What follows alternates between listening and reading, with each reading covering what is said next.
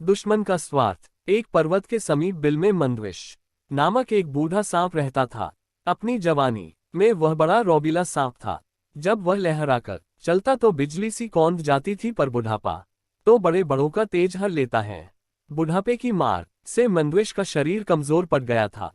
उसके विषदंत हिलने लगे थे और फुफकारते हुए दम फूल जाता था। जो चूहे उसके साए से भी दूर भागते थे, वे अब उसके शरीर को फांदकर उसे चिढ़ाते हुए निकल जाते।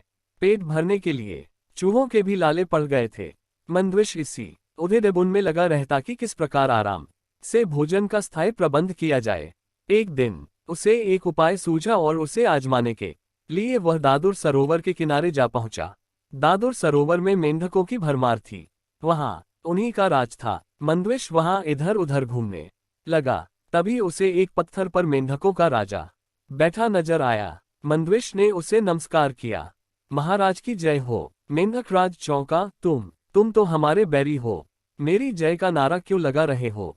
मंदविश विनम्र स्वर में बोला, राजन, वे पुरानी बातें हैं। अब तो मैं आप मेंढकों की सेवा करके पापों को धोना चाहता हूँ, श्राप से मुक्ति चाहता हूँ। ऐसा ही मेरे नागगुरु का आदेश है।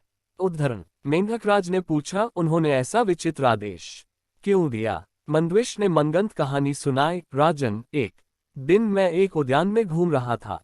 वहां कुछ मानव बच्चे खेल रहे थे।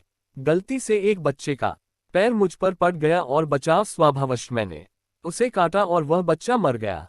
मुझे सपने में भगवान श्री कृष्ण नजर आए और शाप दिया कि मैं वर्ष समाप्त होते ही पत्थर का हो जाऊंगा। मेरे गुरुदेव ने कहा कि बालक की मृत्यु का कारण बन मैंने कृष्ण जी को रुष्ट कर दिया है, क्योंकि बालक कृष्ण का ही रूप होते हैं।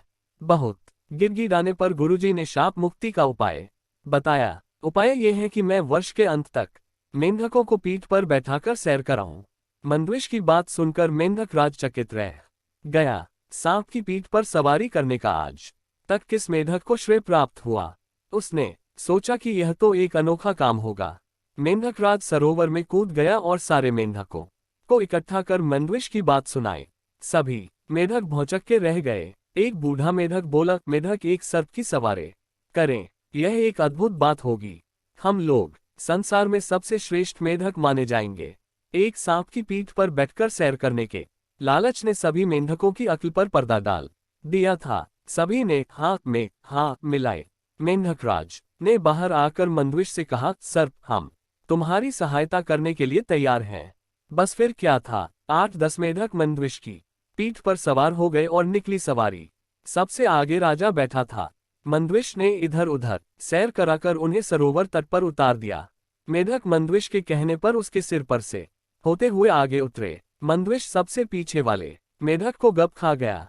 अब तो रोज यही क्रम चलने लगा। रोज मंदविश की पीठ पर मेंढकों की सवारी निकलती और सबसे पीछे उतरने वाले को वह खा जाता।